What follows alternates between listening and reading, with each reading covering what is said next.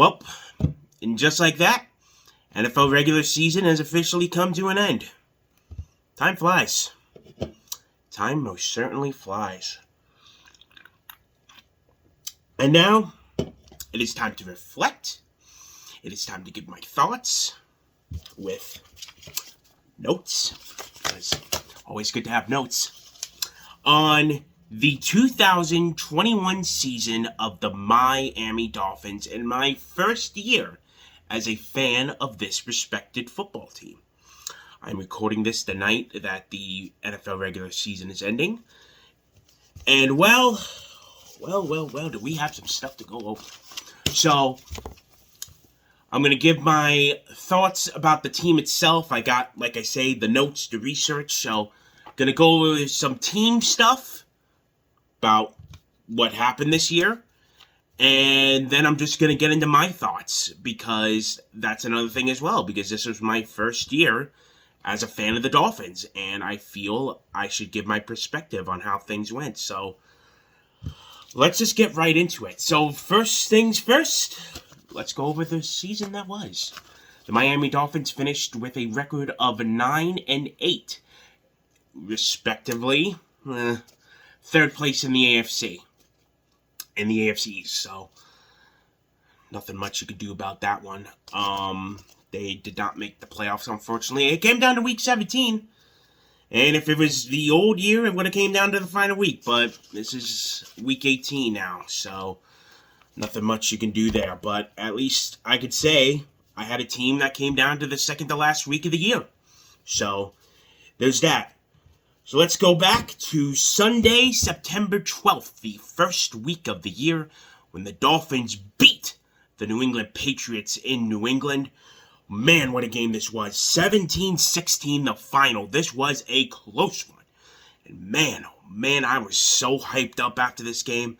I felt good, because it was my first game as a fan watching the Dolphins. I felt confident. Tua played great. He threw for 202 yards. I was really, really happy with how that game went, and I thought this was going to be a good year. But then, oh boy. Try 7 straight losses right after that. You go from 1-0 to 1-7. 7 straight losses, including the next week against the Buffalo Bills. First game in Miami, you lose 35-0. 35-0. Week 2, talk about getting smacked in the mouth. And look, I wasn't expecting us to beat the Bills. I know they're the number 1 team in the division. But 35-0, week 2, sets a bad taste in the mouth for the rest of the year. And it was just on from there. Vegas, Indianapolis, the Buccaneers, frickin' Jacksonville, and London. Atlanta, and then at Buffalo. That was the 7 games. 7 games. Losing streak. So, that's when I think I made the video after the Buffalo game. Or was it the London game? I forget when it was, but off the top of my head at least, look at me. Subscribe, hey. So yeah, 1-7. To say confidence was low, is an understatement. I was depressed. I really was. And that's when I started getting the comments. Oh, you're true Dolphins fan, huh? Yeah, I can't wait for you to switch teams. I'm still here. Because guess what they did after that? Yeah. Try a 7-game winning streak right after that to save the season. 7-game winning streak. Houston, Baltimore, the Jets, the Panthers, the Giants, and the Jets again. And then New Orleans on Monday night. 7-game win streak. Now, I know what you're going to say, and there's going to be a lot of people that are like, well, the 7-game win streak you had, yeah, great, but they were against weak opponents, so it doesn't mean anything. Okay. A 7-game win streak in the NFL isn't impressive anymore? What? It's a 7-game win streak in the National Football League. One of the hardest things to do. Hell, any streak in the NFL, really. But yeah, they dissed us, and then you get to week 17 against the Titans, and they dog walked us. I'll admit it. They kicked our ass. They did. I'll admit it. Tennessee kicked our ass, and they exposed. And then today, against the Patriots to finish the year 33-24. To finish 9-8. Finished above 500. After starting the year 1-7 to say I finished 9-8, I will take that any damn day of the week. To go from 1-7 to 9-8 and almost making the playoffs. I'll take it. I will most certainly take it. So, not the way I wanted to finish the end the year, but hey, to go from 1-7 to 9-8, I'll take it. So, there's that. Now, let's get to some players, and I guess the most important one you could say is Tua Tagovailoa. So, Tua's, I guess you could say, first official year in the NFL, because last year was tough because he was splitting games with Ryan Fitzpatrick, so this was his first true year at the reins, and, well, look, I love Tua. I'm going to say it. I know there's a lot of people that hate him. I don't understand why, but I support him. I really do. I think he can be the quarterback of this football team, and you know, I look at his stat lines here. You know, he had the first game against New England, 202 yards, 1 TD, 1 interception. Okay. A completion percentage of 59.3, so it was there. I'm not going to go over every game. He got injured in the Bills game the next week, obviously, so he was then out for a while. Came back the game against Jacksonville, throwing 329, 2 TDs, and an interception. But I look at his games. They're good stats. I think they're decent stats. There's something to build off of here. He finished the year with 2,544 passing yards, 15 TDs, 10 interceptions.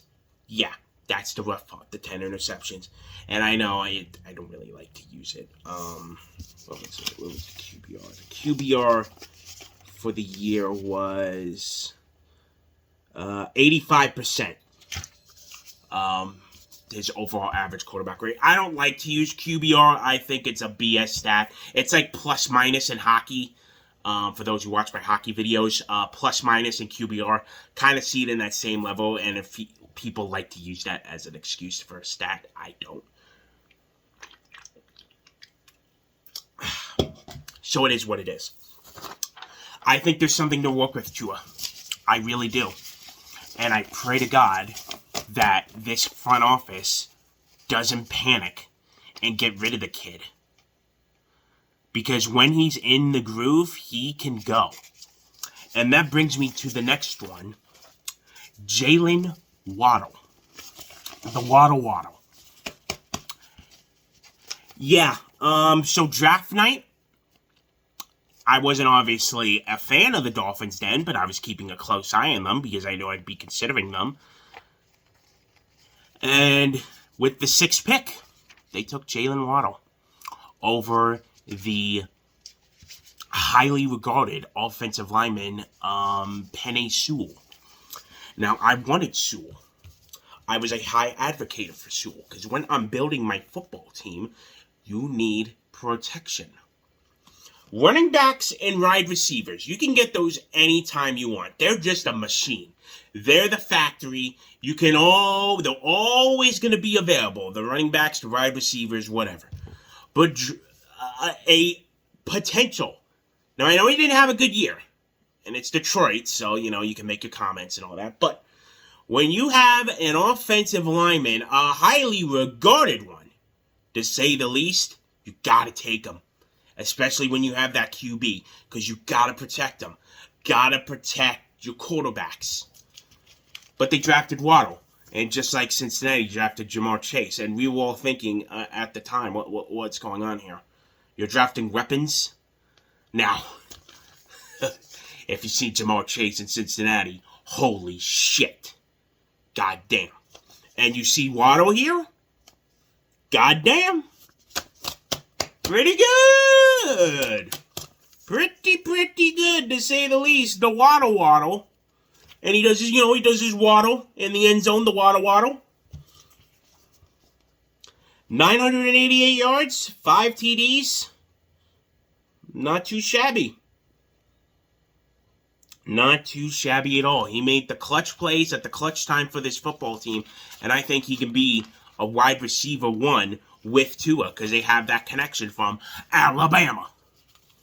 So, good deal for the Waddle, and I think there's something to build off there. Want to give an honorable mention now to Duke Johnson, the running back that came in first for the game against the Jets on November 21st. And then he didn't play for a while. Got injured, I think. Yep. And then he came back for the same Jets game, December 19th. And boy, did he go off there. 107 yards, 2 TDs. He was averaging almost 5 yards a time. Anytime he got the ball, he was averaging 5 yards. Struggled against the Saints. Struggled against the Titans. But he finished out the season with 117 yards and a TD, giving him a total of 213, averaging 4.6 yards every time he touched the ball. And 3 TDs. I'm sorry, that. Yeah. So I like Duke Johnson. I thought he did good for us, and who knows? Maybe they'll sign him and keep him around, because I think he can be I like the Duke Johnson. I think he can do good. Now, the next one is one I wanted to focus on specifically because,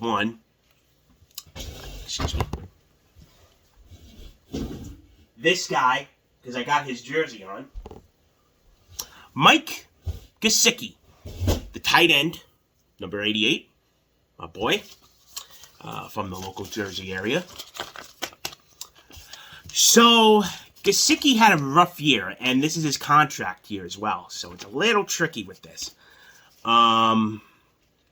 He finished the year with 758 receiving yards and 2 touchdowns, only 2 TDs on the year. So, in this offense the Dolphins were using, they didn't really establish Gesicki like they had in years past. Because in years past, granted, he had the most, now this year, he had the most receiving yards in his career. And the most receptions as well. So, it's just that the touchdowns weren't where they used to be. 6 TDs the year before, 703 yards.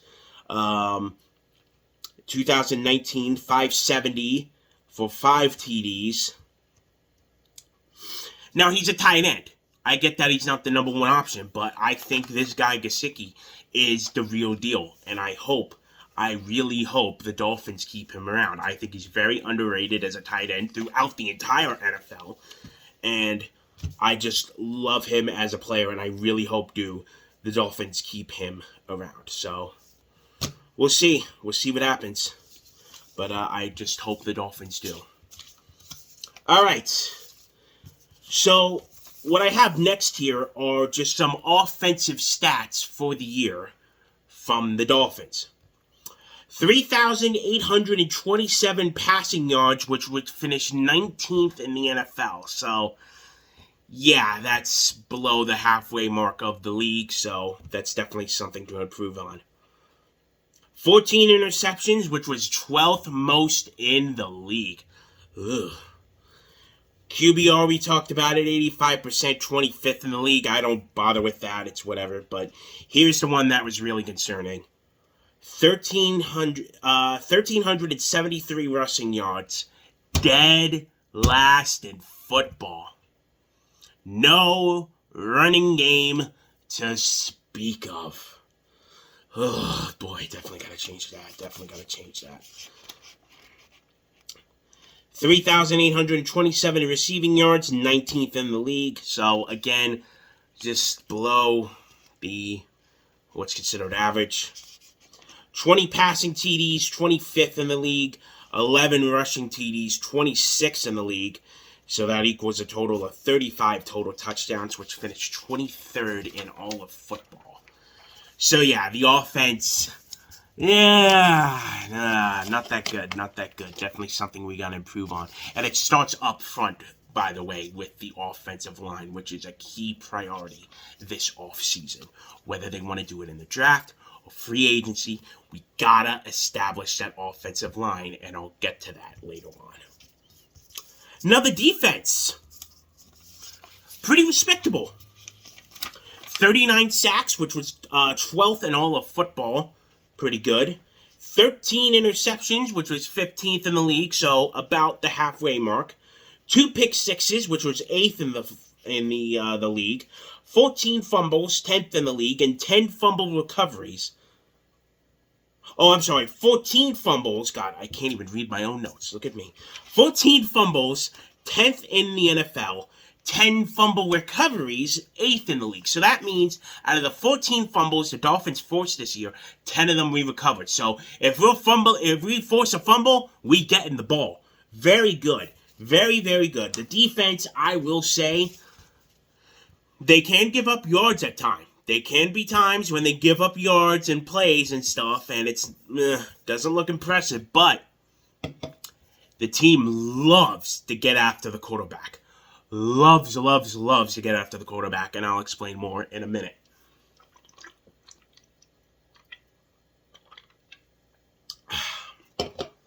Drinks up.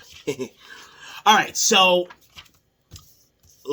now my perspective in all this. Definitely an interesting year. Did I make the right choice to leave the Jets? Absolutely. I think the Jets are going nowhere like they normally are. So, did I make a move getting out? Absolutely. Did I pick the right team? We're going to have to wait and see on that one. Personally, I really do think this team can be something. I really do. And remember when I made that video of me switching teams when they did the big reveal, I wanted a challenge. I was not going to just take the easy way out and pick, let's say, the Chiefs or the Packers, the Buccaneers, the Rams, and F the Rams, by the way. Hate them. Ugh. Stupid Rams.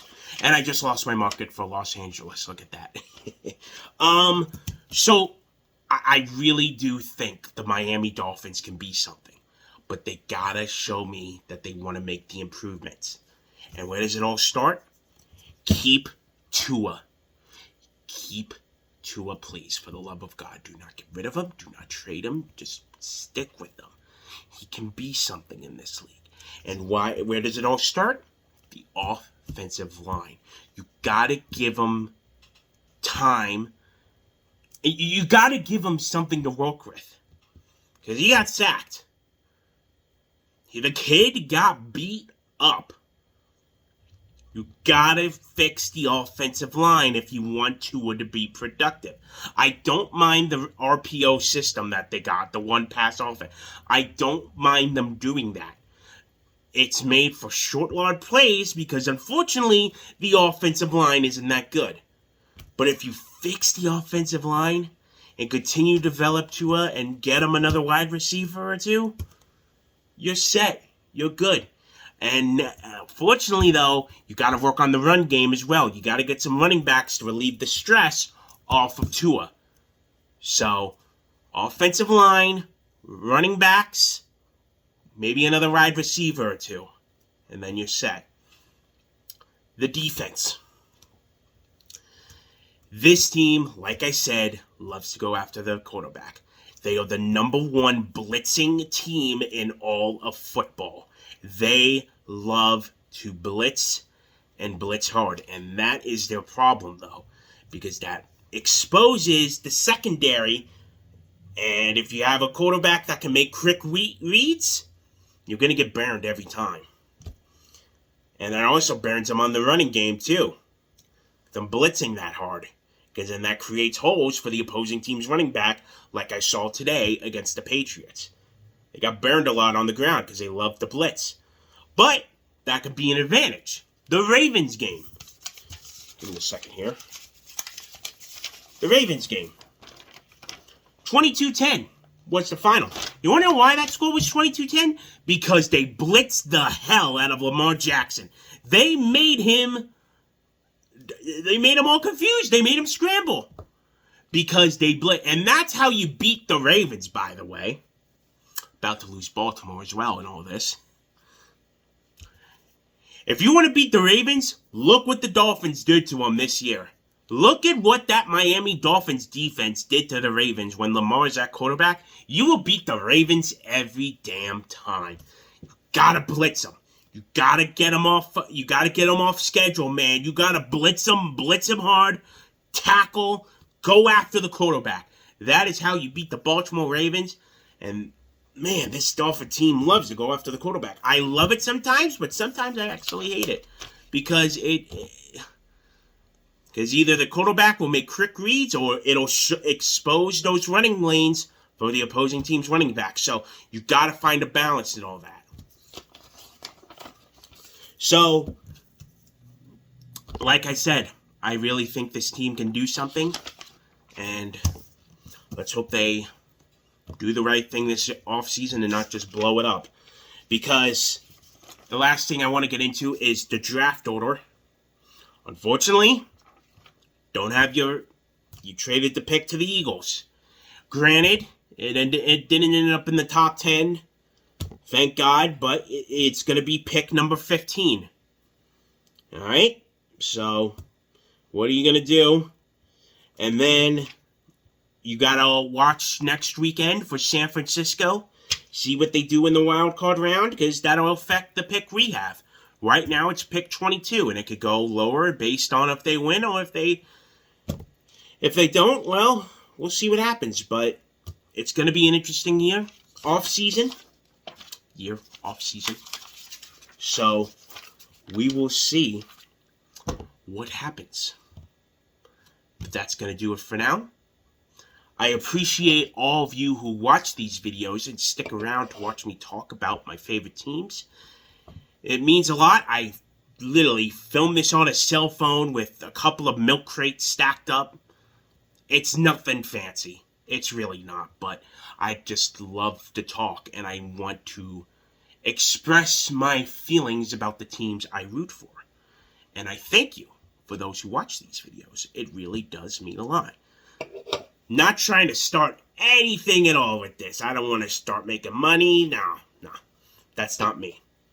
I just love to talk to a camera, and hopefully you people watch them and do have, and I appreciate it. So, cheers to you. And I will be back soon with another video. And, well, the off season is here. The battle plan is set. Let's improve. And I really do think this team can be the second best team in the AFC East. Nothing against the people of New England. But they're not perfect. And I know we aren't either. But if they make the right moves, execute what I said, I think they can become something. And I'd love to see them win a Super Bowl. Fins up, baby.